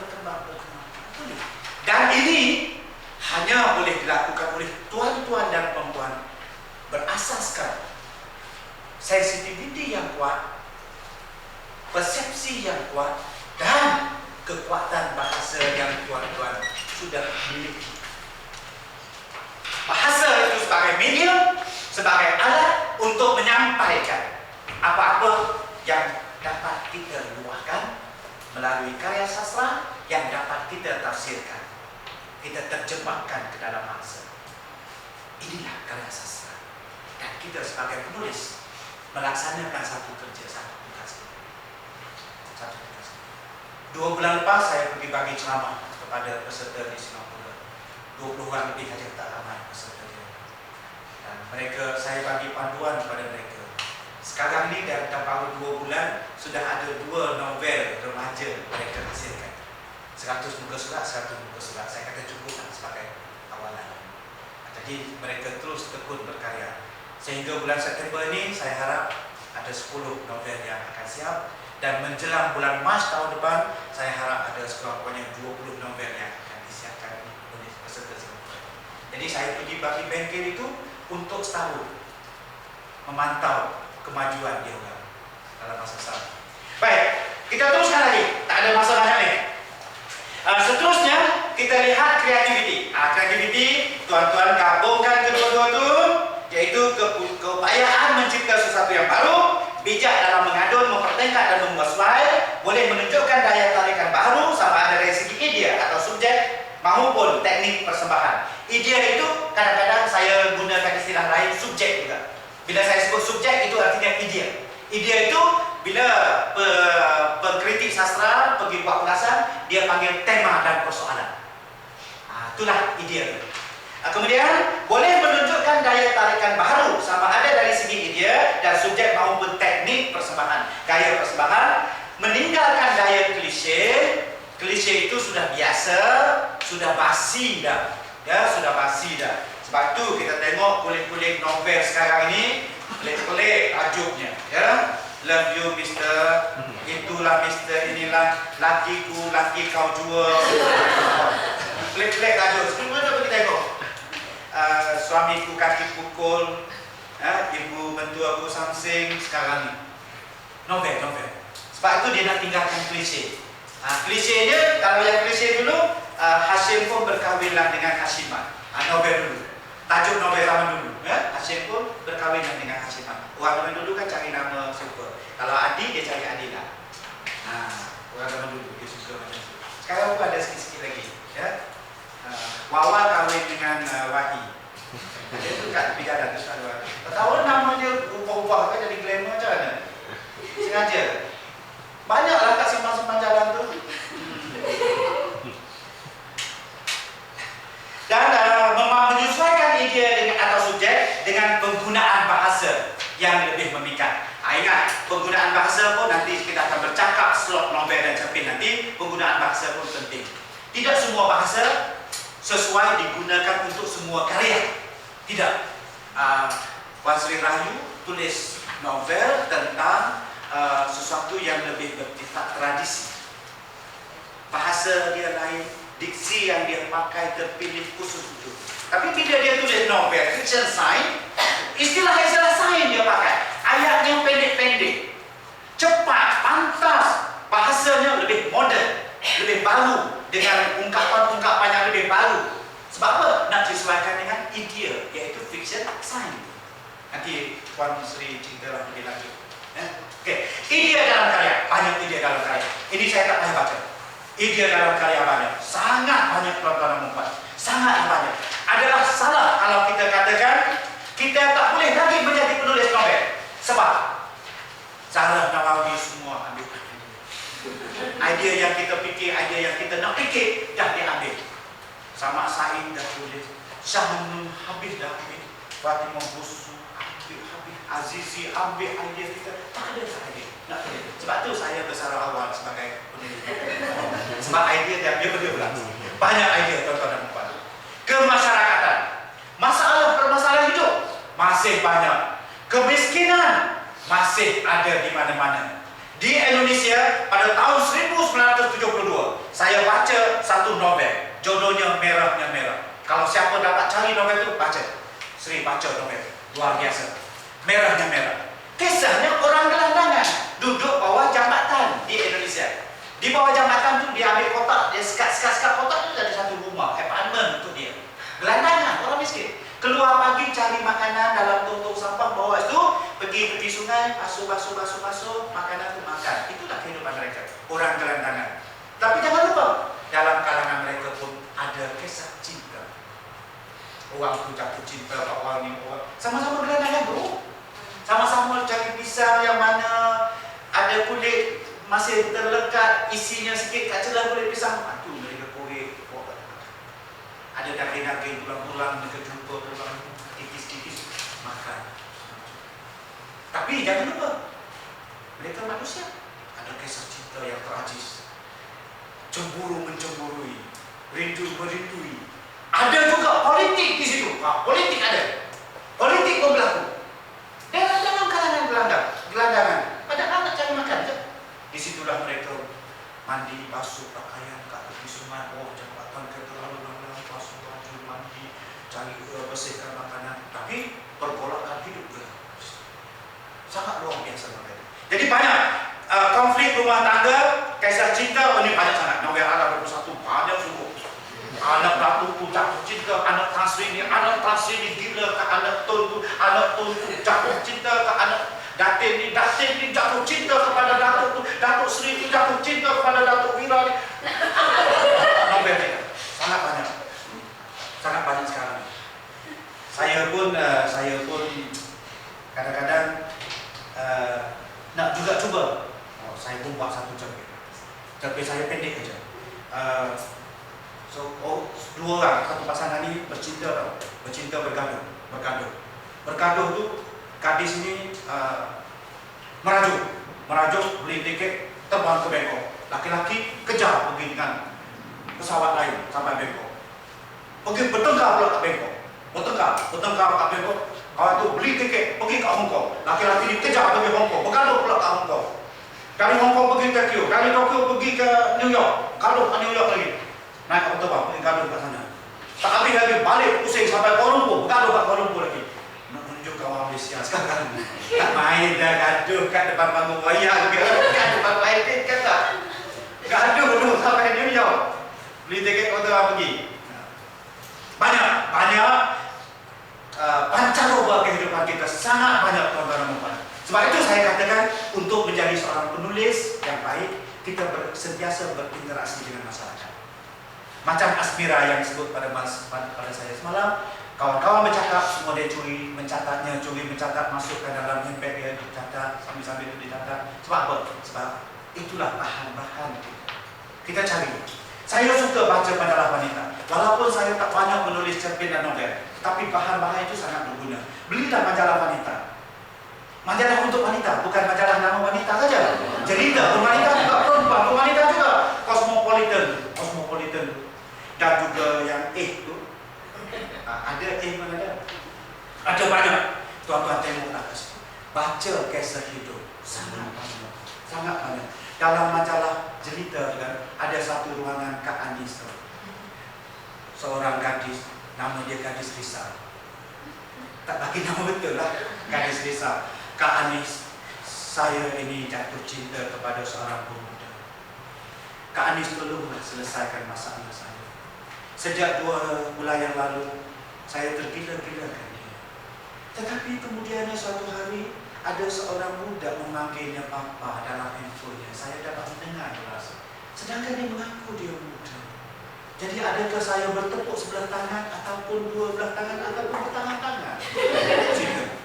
Itu masalah masyarakat tu. Jadi Kak Anis pun mana pandai lah biasanya. Dalam kehidupan ini nak menjejakkan hati. Jadi perkara-perkara macam itu, tuan-tuan cuba dekati. Baca. Jangan baca politik saja. Sekarang ni jangan baca bola saja. Lagi uang kita yang duduk bawah jabatan ni. Salurkan 3 juta. Beno rumah bawah jabatan. Kita belum ada tradisi itu. Betul. Belum ada kita tradisi itu. Jadi seorang penulis kita fikir di 2 kota. Belum ada. Tradisi membina rumah. Dulu ada nak bina rumah di Sungai Bobak. Sungai Kelantan. Sungai Bobak tu nak bina apa? Bukan rumah. Nak bina rumah. Bina rumah bukan dalam sungai tu, di atas. Dia naikkan tangga tiang-tiang dia bina.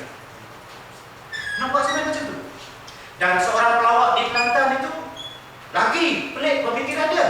Kepelikan ini bagus untuk kita sebagai penulis. Dia kata di Kelantan sekarang dah tak ada tanah dah. Habis. Bukit digondolkan, dibeli oleh orang kaya, jual kepada toke-toke dari Hong Kong, toke-toke dari Pulau Pinang, toke Singapura. Kita dah tak ada. Tak apa. Dalam susah hati, kita beli sungai sekarang. Beli sungai. Dah pergi beli sungai. Semua boleh buat. Dalam sungai dia duduk, bina rumah, bertani di sungai itu semua ada. Jadi orang tak pernah terfikir nak beli sungai. Dia nak beli sungai. Sebab orang tak pernah beli sungai, dia tak pernah jual sungai pun. Jadi banyak keruntuhan moral, iman, kekurangan asuhan agama, kekalahan kepada nafsu, pergaulan bebas, perpaduan kaum, dan berbagai-bagai lagi. Politik, peperangan, semangat kebangsaan, politik, semangat nasionalisme, peperangan, kemerdekaan, tentang tokoh-tokoh politik, tokoh-tokoh nasionalis, tentang Mak Kilau. Boleh tulis. Tak habis-habisnya modal itu kita buat. Mak Kilau. Mungkin selama ini orang tulis cerita Mak Kilau berjuang. Tok Janggut lawan Inggeris. Datuk Maharaja Lala lawan orang putih. Bunuh Persia. Tapi kita tak pernah berfikir macam-macam lagi. Sebenarnya banyak idea macam tu sangat kaya kepada kita. Buat satu cerita. Pada satu hari di kedai Maulana, Tok Janggut, Mak Kilau dan Datuk Bahaman sedang berborak-borak. Boleh. Ataupun satu warung tak? Kosong Maulana lah. Nanti kadang itu. Satu warung, tiba-tiba satu malam sebelum kedai tutup, datanglah 3 orang tua minum, bercerita tentang semangat nasionalisme. Sebenarnya cerita itu tak wajib. Tetapi pemikiran, watak-watak itu yang kita nak bawa semai dalam jiwa anak-anak bangsa kita sekarang. Mengapa aku lawan orang putih? Kau mak kira apa siapa kalau tanya aku Pahaman? Kau dengar sini, Pahaman dengan kilau. Aku marah jelah aku lawan orang putih. Hina sungguh, aku duduk ini bumi tanah ayahku, orang putih datang aku kena bayar cukai untuk tanah aku. Kepala bapak dia punya dasar untuk melawan orang putih. Tapi idea yang macam ini tak logik lah. Macam mana dia orang tu nak berborak ke warung? Tetapi dalam sastra jadi kita boleh logikkan. Dan memang karya sastra pun semuanya tak logik sebenarnya. Ingat, tuan-tuan jangan seronok sangat nak menulis novel dengan cerpen. Karya sastra yang tuan-tuan buat tu tipu semua tu. Tuan-tuan reka. Tuan-tuan cipta tu, tuan-tuan reka. Bukan betul-betul pun. Ada 20% saja yang betul sebenarnya. Ada 20% saja yang betul. Sikit sangat. Ada kajian, orang putih buat satu kajian, dia kata dalam 20% saja. Yang 80% lagi rekaan ataupun imajinasi. Tak betul. Cerita tu bohong saja semuanya. Tetapi janganlah kata bila bohong benda tu tak berfungsi. Cerminan daripada karya sastra itu bila dipindahkan di luar menjadi cerminan kepada kehidupan, cerminan itulah yang penting dan berguna kepada pembaca. Ingat. Kalau anda kira novel itu bohong, palsu. Kita reka-reka. Bila hero cantik, handsome, segar. Kalau tidak Adi Putra, suaranya. Itulah novel sekarang ni semua. Watak macam itu semua. Jadi tuan-tuan jangan risau tentang perkara itu. Tulislah kemanusiaan, banyak sikap tentang keprihatinan, jati diri, nilai-nilai mulia, sosok negatif manusia, peri kemanusiaan, tentang muda-mudi demo, cinta, konflik, kepentingan, pancaroba emosi, pendidikan, proses kematangan psikologi, sangat banyak. Sejarah dan budaya, mitos, legenda, hikayat, cerita-cerita lipu lara, kesenian, peradaban, agama pun banyak. Dari segi dakwahnya, diskusi, dialog, ni tentang DNA ni macam mana cerita, fiction, science, teknologi, masih banyak. Fiction, science, teknologi ni panjang sangat. Saya punya ceramah ni, jadi kalau tuan-tuan nak tanya, nanti tanya. Kita berhenti 10.30 kan? 10.30, masih ada masa. Jadi itu saya tak huraikan, panjang. Nanti kalau ada soalan boleh tanya itu dalam dialog, dalam apa. Jadi banyak. Sekarang ni tentang DNA ni, DNA. Boleh makan tak boleh makan coklat ni. Ada juga orang yang marah. Bila tanya dia, pernah tak makan kat dia itu? Saya tak suka. Tapi pasal apa yang marah-marah? Perjuangan untuk kepentingan orang lain yang makan. Asik di situ pula. Jadi mana satu betul? Sekarang ni saya dengar polemik ni sebab saya tak tahu orang dalam Islam kan, saya tahu yang haram tu ya, halal. Tapi tuan-tuan kena ingat bahawa masyarakat di Malaysia kita, baik Melayu, baik India, baik Cina dan India, mereka sebenarnya sudah condong kepada kehidupan orang Melayu. Terus terang saya katakan, kita nampak macam orang Cina tu sombong kerana dia kaya. India tu mengada-ngada kerana dia kuat masuk ke tuan-tuan. Tidak sebenarnya. Kalau orang Melayu mengamalkan nilai-nilai yang murni, lambat laun terpengaruh mereka hidup. Sekarang ni sebagai contoh, orang Cina ni sangat jaga kepentingan kebersihan. Kalian tahu? Sebab apa? Orang Melayu halal tersebut tentang tu. Lama-lama mereka pun tanya, halal tu apa? Bersih. Penyediaan rapi, bersih. Siapa yang tak nak makan bersih? Tuan-tuan bayangkan. Jadi saya percaya bagus impak daripada duduk serbu dalam masyarakat, jaga bihun tu dengan kaki tu. Siapa yang nak makan makanan macam tu? Jadi saya dulu sudah lama, bertahun-tahun lepas saya sudah bercakap bagaimana makanan halal, sistem ekonomi yang halal. Saya dapat tahu bank Islam yang mengamalkan cara Islam itu lebih ramai penyimpannya dari kalangan orang bukan Islam. Jadi Islam. Kenapa? Sebab mereka nak kepada sistem yang adil dan bukan sistem yang zalim. Mereka tak faham. Mereka kata, macam mana boleh bank pakai Islam ni? Mereka tak faham. Tak mengapa mereka tak faham. Lambat laun dia akan faham, sistem dalam Islam lebih adil daripada segala sistem barat kapitalis. Dia akan pergi ke situ. Macam juga halal dan haram. Orang Cina pun bukan suka makan daging babi tu. Cakap terus terang. Orang Cina tak suka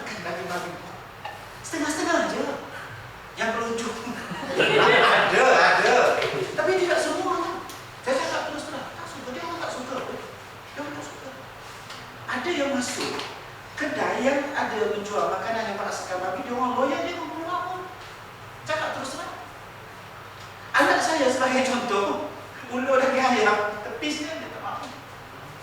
Tak mahu. Daging ayam pun dia tak mahu, seakan. Sebab itu saya kata, bagus apabila berlaku percambahan fikiran dalam masyarakat kita yang berasaskan Islam ni. Halal apa ni kan? Sebab halal tu dah tentu pergi ke bersih. Siapa yang tak nak bersih cuba tuan-tuan bayar. Wajib nak makan, dia nak juga makan yang bersih. Bila bagi makanan yang kotor, dia pun ngeri tengok. Percayalah kata saya. Sebab itu saya suka gemar kumpulkan makanan halal, kebersihan dalam Islam. Ini adalah mesej-mesej yang dihantar kepada masyarakat Islam dan mereka itu semakin condong kepada kehidupan orang Melayu. Dan bila kita sampai ke tahap macam itu, kita bayangkan betapa harmoninya kehidupan kita. Itu saya katakan. Jadi banyak ni boleh diskusikan. Dalam agama saja banyak tuan-tuan boleh bahaskan novel, cerpen dan sebagainya. Saya baca novel Syahnun, Umi dan Abang Saiku. Tuan-tuan baca kan novel itu? Tapi mengaku sikit lah. Syahnun ni dia melalui sikit ujung-ujung cerita tu. Umi dan Abang Saiku. Tapi menarik novel tu. Saya baca sampai habis. Umi dan Abang Saiku. Cuba cari satu. Tapi saya rasa dah tak ada buku tu. Tak boleh jual ke macam mana? Novel Faizal Tehrani ada 2 yang tak boleh jual. Sebungkal Batu di Kuala Berang itu tak boleh jual. Satu lagi Perempuan dan Bercinta. Itu ada dikatakan ada unsur Syiah di dalamnya. Jadi banyak tuan-tuan tengoklah dan lain-lain lagi banyak, sangat banyak idea. Tuan-tuan tengoklah dan lihatlah perkembangan semasa melalui interaksi tuan-tuan dengan pembaca, dengan masyarakat sekeliling, dengan orang ramai. Tak kira orang tu besar ke kecil, gelandangan ke apa, peraih kat pasar tu. Saya berkawan dengan penarik beca di Kelantan. Saya pergi berborak dengan makcik yang jual peraih tu. Saya ikut makcik tu balik. Dia bagi saya minum kopi dengan keledek rebus. Semua itu pengalaman yang sangat berharga dalam hidup. Saya ambil banyak tu, saya masuk ke dalam karya-karya saya. Azizi rapat dengan ahli keluarga dia. Azizi ni baik, orang yang sangat baik. Dia rapat dengan ahli keluarga, Tonga, Tok Cik, semua dia rapat. Dan dalam cerpen dia, banyak watak-watak tu dia ambil daripada pangah dia, pakcik dia, Kak Long dia tu. Dalam cerpen tu, cerpen dan novel Azizi, kebanyakannya ahli keluarga dia sendiri dia ambil. Senang. Sebab apabila kita nak gambarkan watak, kadang-kadang kita berfikir susahnya nak gambar watak ini. Watak ini hero, handsome, Aaron Aziz. Tapi Aaron Aziz tak pernah jumpa pun. Tak pernah jumpa pun. Tengok dari jauh gitu je. Nak gambarkan susah. Apa susah-susah? Ambil kacik kita, Kak Long kita tu, pakcik kita tu, anak saudara kita tu, lagi kacak. Ambil gambaran tu. Tu cara dia. Banyak. Sikap dia, pemikiran dia. Dan lain-lain lagi. Kemudian teknik memperoleh idea. Kita sikit lagi. Idea ini boleh kita cungkil dari diri sendiri. Pengarang sebagai persediaan. Tuan-tuan cungkillah pengalaman hidup yang lepas, gagal, kecewa, rebah, bangun, bahagia, sengsara, derita. Keluarkanlah pengalaman kita. Banyak. Kita jumpa dengan orang, gaduh dengan orang. Kita jatuh hati kat orang tak pernah jatuh hati kat kita, tulislah keluar ke bahan banyak, sangat banyak tuan-tuan dan puan. Sebagai pengarang, nanti saya akan sebut sikit lagi. Dalam banyak-banyak ni kena tapis juga, tak semuanya boleh sampaikan pada orang. Ya, ambil gambar banyak-banyak, tak semua kita hantar ke Facebook ni, sebab setengah-setengah gambar tu orang lain tak boleh tengok pun. Ada gambar saya tu orang masukkan semua, saya malah tu saya tak bagi masuk sebab tidak menampakkan kehansaman itu. Di luar diri kita banyak, sangat banyak di luar kita. Yang dalam diri kita banyak, di luar diri kita lagi banyak. Masyarakat sekeliling lebih banyak. Interaksi itu penting. Interaksi kita dengan orang luar tu sangat penting tuan-tuan dan puan. Berkawanlah, bersahabatlah. Saya akan cari sahabat yang sangat mungkin, berkawan dengan semua lapisan masyarakat. Saya jumpa menteri pun saya bercakap cara menteri lah. Saya jumpa orang kampung, saya cakap dengan orang kampung. Saya jumpa dengan orang akademik, saya cakap dengan orang akademik. Saya gauli, saya campuri semua. Barulah kita dapat menyelami hati budi setiap orang. Dan ini modal yang penting jika tuan-tuan nak jadi seorang penulis negara. Sangat penting. Sangat penting. Persembahan, ini diri sendiri, masyarakat sendiri, alam juga. Alam memberi kita banyak isyarat.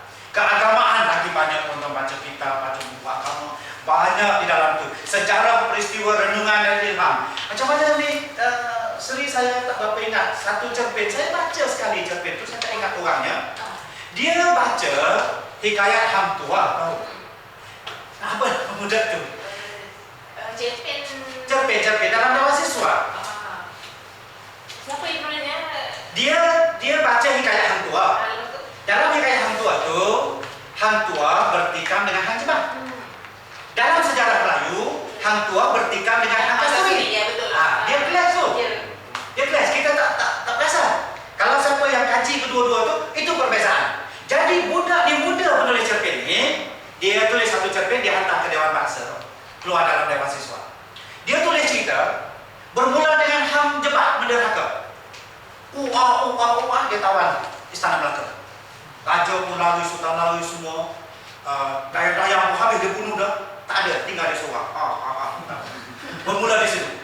Dalam ketawa, tengah malam tu, datang seorang jalan seluruh ke halaman istana. Seluruh relax. Oi, Jebat! Jebat pun jenguk ikut jendela. Siapa tu? Jebat tanya. Aku, tekandamu. Tua.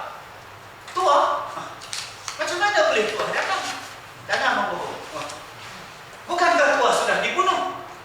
Atas perintah tuanku membunuh Hang Tuah di Hulu Melaka dan bendahara melaksanakan tindakan itu. Oh, tak betul Jebat. Sebenarnya bendahara menyuruh aku di Kuala Melaka, di Hulu Sungai Melaka. Katanya Tuah. Bohong, aku tak percaya. Kau tahu tak, Tuah? Aku mengamuk di Melaka ini bukan kerana raja tidak adil pada kau. Kata dia Jebat. Tuah kata tak betul Jebat, kau terburu-buru. Sebenarnya aku tidak dihukum bunuh, patut kau periksa sendiri dulu. Turun kau Jebat, kita bertikam malam ini buat perhitungan sebab kau sudah menderhaka kepada raja. Dalam bertengkar dua orang tu, datang lagi seorang. Oi Jebat, aku dah datang ni. Tu siapa pula? Kata dia Jebat. Tu siapa pula tu? Aku Kasturi. Oh, sejak menderhaka ni dah tak kenal adinda sendiri dah. Kasturi. Hang Tuah pun tengok. Kasturi buat apa kat sini? Pula. Kandang Tuah pun ada. Bukanlah kandang Tuah dah mati. Jadi, berbahan pula tiga orang tu. Bentukkan-bentukkan. Macam ni lah kita bertikam jalan. Hang Jebat pun tunggu.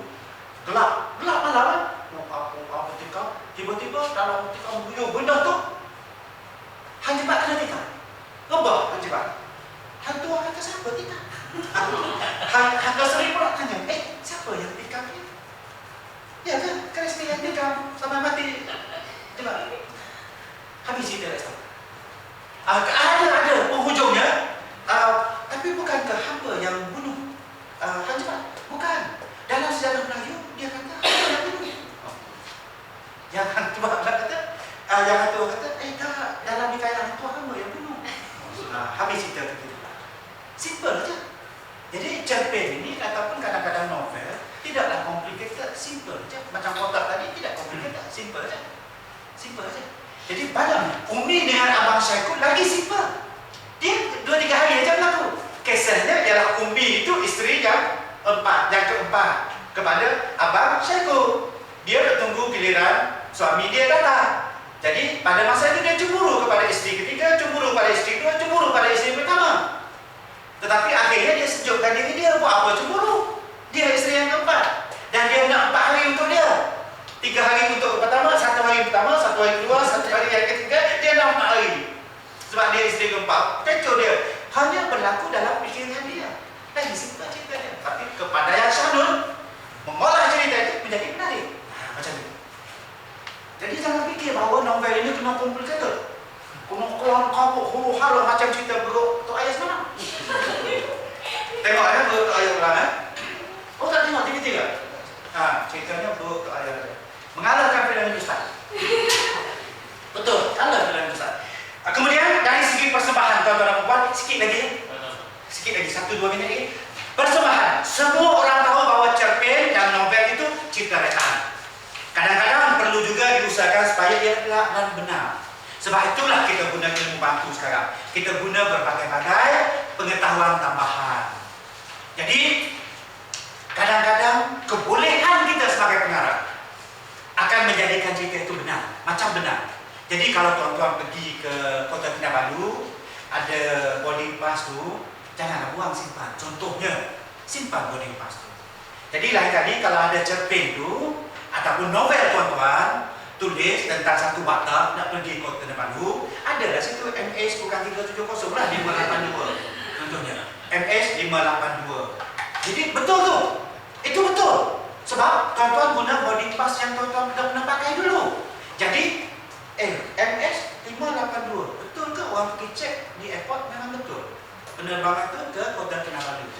Pukul berapa? Pukul 10 pagi. Sampai sana 12.45. Memang pun 2 jam 45 minit sampai Kota Kinabalu. Jadi jangan kita berbohong kepada pembaca kita. Jadi kita buat sesuatu itu seolah-olah benar. Ini lah 20% ni. Di sini lah yang benarnya. Yang benarnya. Jadi kalau kita pergi jumpa dengan Dr. Nader di klinik Nader, memang doktor tu ada. Dr. Nader bekerja di klinik Nader, doktor tu ada betul-betul. Orang lain pergi pun jumpa Dr. Nader juga. Macam tu.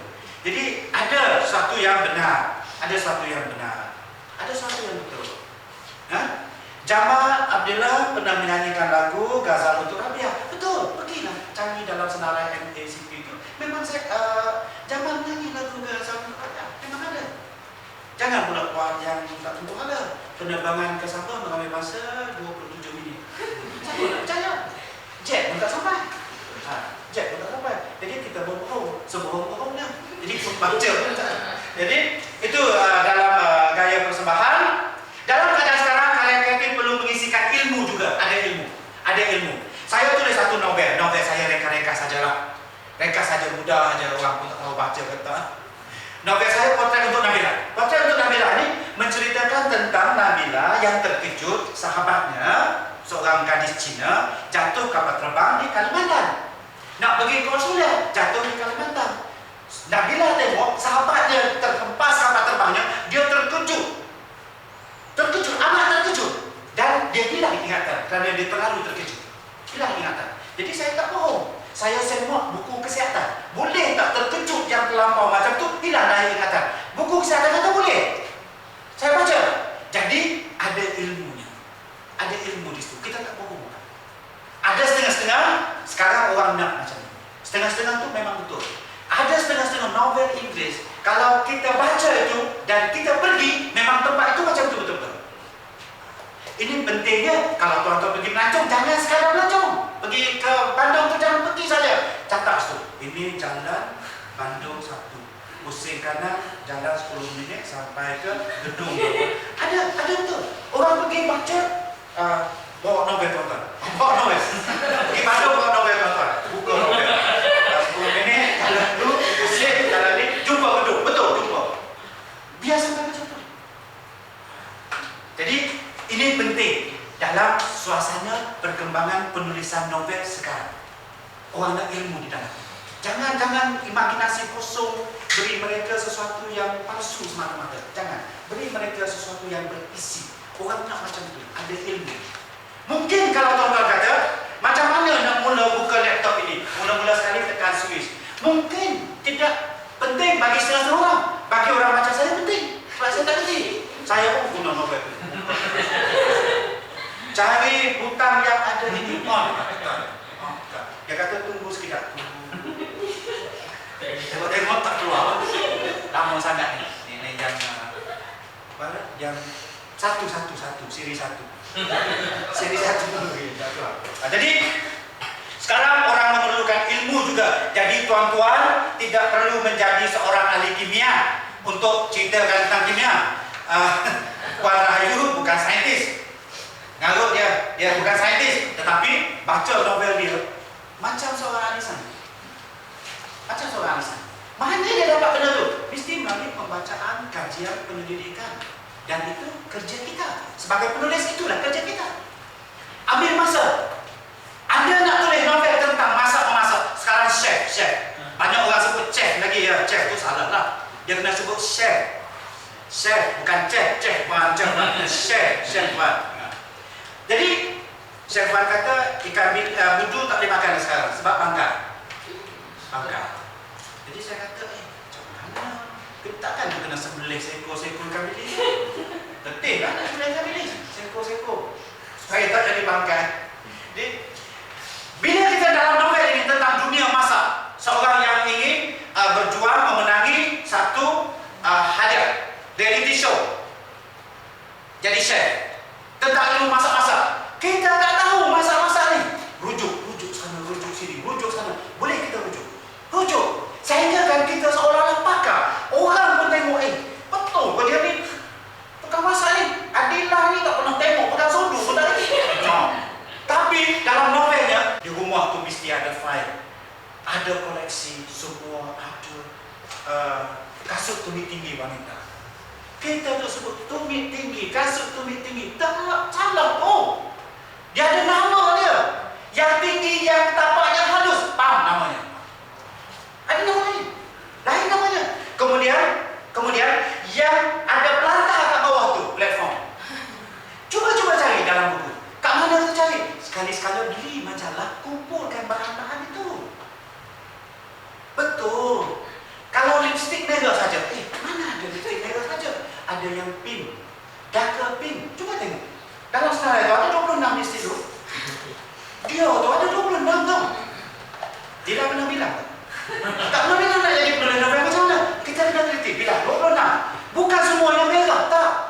Ada yang pink, darker pink, bright pink. Ada. Kemudian ada yang grey. Ada yang coklat tu. Banyak, sangat banyak. Jadi dalam cerpen, janganlah kata kerani itu pun jalan masuk. Kerani itu pun berjalan masuk, menolak pintu, memegang, memusing tombol, jalan masuk. Handbag warna hitam di bahunya, jalan masuk. Pakai tumit tinggi dan lipstick merah. Tak menarik.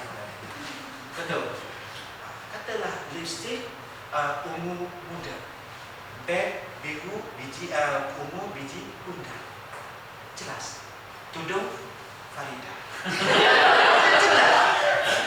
Dia pakai tudung. Sekali-sekali pakai tudung wanita. Jadi ini penting. Ini penting untuk menjadi seorang penulis yang saya sebutkan tadi, penulis yang berwibawa. Kena. Dan tuan-tuan kena mula laksanakan kerja-kerja ini. Pencarian, pengumpulan, persediaan yang rapi. Kita tak tahu bila kita nak guna. Kita tak sedar. Letakkan, kumpulkan, berfile-file. Banyak ilmu. Tentang politik.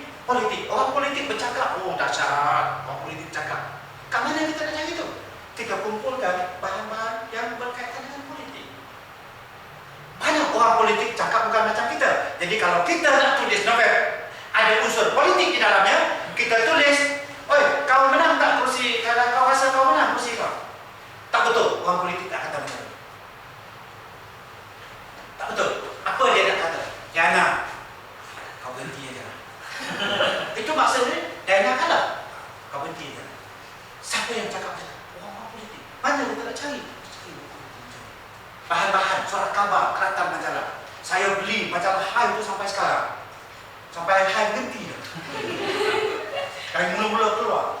Sekarang keluar Insta. Insta sekarang. Sebab Hai itu dah tak tahu. Hai itu sebab dia terlalu fokus kepada Korea. Saya silapkan dia situ. Dia terlalu fokus kepada K-pop sangat. Sebab tidak semua pembaca Hai suka kepada K-pop. Dia orang menambah pun ada. Sebab menari super belaka, lagu pun super belaka, muka pun super belaka sebiji sama. Jadi hal-hal macam ni ambil perhatian untuk menjadikan kita penulis yang berbeza daripada penulis umumnya dan orang awam dalam masyarakat kita. Dalam kalangan penulis pun ada yang tidak teliti macam ni. Ingatlah. Kemudian oleh sebab itu menjadi tugas kita untuk memikirkan ide yang terbaik, mereka cipta sesuatu yang baru dan memperlihatkan kelainan, menjadikan suatu pengetahuan dan pengalaman lebih ketara dan jelas. Seterusnya sentiasa memastikan setiap karya, tak nak beli ke buku kita, tapi dia pergi tengah awal cerita, kau dah beli ke buku orang tu? tak mau beli lah hero mati. Tak, yang minta. Kau tengok nanti hero apa jadi. Kita hidupkan hero. Jadi kadang-kadang pengarang suka main-mainkan orang juga. Sebab apa? Sebab kita nak hidupkan jiwa mereka. Baik, sudut pandangan, ini yang saya akan bincang kemudian. Langkah-langkah penulisan. Banyak tu, sikit lagi. Sikit lagi. Dalam 2 minit ni boleh? Kita kurangkan masa minum ya. Kita minum cepat-cepat. Minum pun ada macam-macam minum. Ada yang kita sikit mencicip. Sebab tu, bahasa Melayu kan, bahasa Melayu banyak. Bahasa Melayu saya, orang cakap lah apa sekalipun saya memang terpesona dengan bahasa kita. Mencicip. Mencicip tu, minum sikit saja. Cukup-cukup. Basahkan bibir kita tu tinggal, mencicip. Ada yang menekuk. Kalau ahli sukan mungkin dia tak boleh minum kan, dia tekuk. Sebab haus. Berbeza. Sebab tu saya kata, dalam bahasa kita kan, untuk carry bahasa Inggeris, carry, bawa. Kita kalau berat sikit kita pikul. Kalau lagi berat kita kandang. Lagi berat, besar, usung. Rumah bawa usung. Tetapi kalau budak kita tak usung, kita dukung. Kalau fail kita kilik. Kalau beg kita bimbing. Semua bawa tu. Bawa. Junjung mana? Junjung atas kepala. Kandang, galas, semua bawa. Itulah uniknya bahasa Melayu. Maksudnya sama, tetapi cara perlakuannya berlainan dan bebanan yang kita bawa berbeza. Itu saja. Minum. Jangan asyik minum, dia mencicip saja. Dengan rasa sipu-sipu malu dia mencicip saja. Sopan dia gadis tu. Sebab orang datang nak berisik. Okey, baik. Langkah-langkah penulisan. Tu saya tunjukkan langkah-langkah itu. Idea kita peroleh dari dalam diri, pengalaman orang lain masyarakat, pembacaan, lain tuntunan, alam, agama dan ketahanan. Jadi jangan peliklah kalau jumpa saya tengok filem Hindustan, saya memang suka. Filem Hindustan membantu juga kita tulis novel. Ada Sri Rahayu tak tahu lah dia tengok tak filem Hindustan. Tengok filem orang putih kan. Saya tengok filem Hindustan. Memang membantu banyak. Filem Hindustan ni falsafah dia tinggi-tinggi. Sampah bergaduh tu kan, kehidupan adalah kebencian. Jangan main-main tau. Jangan main. Hindustan banyak falsafah, luar biasa falsafah dia, setiap falsafah. Tapi lalu saja saat pergi, inilah takdir seperti kereta api di atas. Mesti keluar falsafah Hindustan. Sangat banyak. Tuan-tuan kita tengoklah belajar banyak perkara. Lagu itu relax. Jika diperincikan banyak. Jika diperincikan banyak tu. Tuan-tuan tengok suka duka kasih sayang saya perincikan tadi tu, sampailah moral agama ketuhanan umur beli hati cerita lawak. Kita kurang ya cerita lawak di Malaysia? Kurang, tak ada. Tak menjadi ya. Orang dah buat tak menjadi. Saya baca satu aja novel lawak yang saya suka tak boleh tahan. Buruk oleh Ramachandra. Nama ada novel ni. Buruk, ejaan dia pun buruk. B-U-R-O-K, buruk. Kertasnya pun buruk. Kertas yang paling buah dia pergi cetak. Dalam tu tulisannya semua salah. Buruk betul ejaannya. Wataknya pun buruk. Perangai buruk, rupa buruk, macam-macam semua buruk. Dalam novel tu. Dia bercakap pun buruk semua. Tajuk dia pun buruk. Tapi dari tuan-tuan baca, tuan-tuan beli hati novel. Adalah unsur humor. Jarang ada novel kita yang kita tahu tu kek-kek boleh jatuh kaki. Tak ada. Cuba tuan-tuan buat. Banyak. Sebenarnya kita boleh buat banyak. Kita boleh buat. Nanti petang nanti saya tayangkan sebahagian daripada yang humor ni. Kita tak ada novel humor. Jadi kadang-kadang penting tau mujarab novel humor ni. Kita bawa masyarakat kita keluar daripada kekusutan fikiran, kebimbangan harga barang naik, bawang dah naik 20 sen, gula naik 10 sen, gandum naik 5 sen. Semua itu menyerabutkan mereka. Suruh dia beli novel kita, kurangkan beli sekarang, baca novel itu untuk mencari. Kita hiburkan hidup mereka. Idea yang diperoleh itu dikumpul, disimpan, ditapis, dianalisis. Ini tuan-tuan baca sendirilah. Diperang. Hasilnya sudah. Maka Sri Rama pun berjalanlah keluar hutan, masuk hutan. Sudah. Rentak irama itu sangat mempesonakan pendengar. Irama, rentak, penggunaan bahasa, kata-kata, patah-patah kata itu cantik. DK Barat. DK Barat ni banyak elemen pantun. Pantun itu puisi. Banyak, sangat banyak. Jadi ini yang meninggalkan impak kepada saya. Begitu juga dalam Mak Yo. Mak Yong ni bahasa dia cantik. Semua bahasa dalam Mak Yong tu bahasa yang cantik-cantik. Dan bahasa terbalik banyak digunakan. Ini unsur dalam sastra sekarang, dalam puisi. Inversi namanya. Dalam Mak Yong banyak. Maka baliklah amba ke dalam istana. Maka baliklah. Sepatutnya maka amba balik ke dalam istana. Maka baliklah amba ke dalam istana. Terbalik kan? Inversi tu. Semua. Dan menggunakan rima di belakang. Menggunakan rima-rima yang cantik. Kata-kata dia dah sejajar. Unsur pengulangan banyak dalam persembahan Mak Yong. Ayalah tuanku, maka patut dengarlah perintah-perintah tuanku. Kata pengasuh seorang lagi, ayalah tuanku, patut pun dengar perintah tuanku. Jadi unsur pengulangan lagi. Jadi saya banyak mengambil. Jadi saya timba banyak daripada sastra tradisional, persembahan seni tradisional dengan perkembangan semasa, iaitu lagu-lagu pop pada masa itu, dan juga filem dari Indonesia. Yang filem Hindustan itu tak sakit lirik dia, lagu-lagu tu ditulis oleh penyair-penyair di India sebenarnya, bukan sebarang orang. Penyair yang terkenal tulis lirik lagu. Sebab itulah lagu filem Sanggam itu kalau kita hayati, hatiku sungai Gangga, hatimu sungai Jumna, di Kuala Muka kita berjumpa. Luar biasa. Jadi lagu kita tak ada macam tu. Aku cinta padamu, kau cinta padaku. Buat dengan lagu ayat itu ajar. Dengan lagu ayat Nur. Itu je. Dan menang pula juara lagu. Menang juara lagu. Jadi saya mulakan dengan keadaan yang paling mudah. Tadika, kita tadika dulu, tak apa. Hari ini hari apa? Kita tulis saja apa?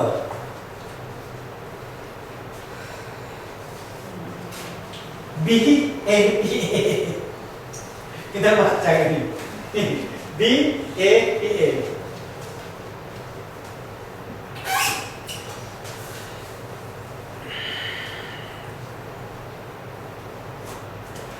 Satu baris. B. Menggunakan B sebagai asas untuk dorong fikiran kita bergerak. Banyak jasamu padaku. Bakor. Satu baris ya, satu baris saja. Banyak jasamu padaku.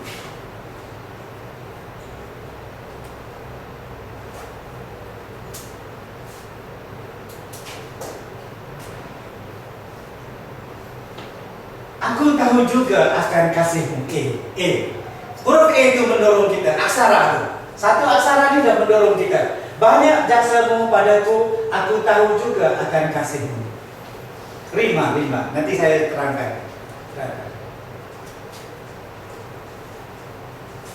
Padaku, engkaulah segala. Padaku, P. Padaku, engkaulah segala. Salin. Hari malam nanti. Salin. Hari ini kita nak tulis 10 saja seorang ni. Dalam masa 20 minit ni. Padaku engkaulah segalanya. Andai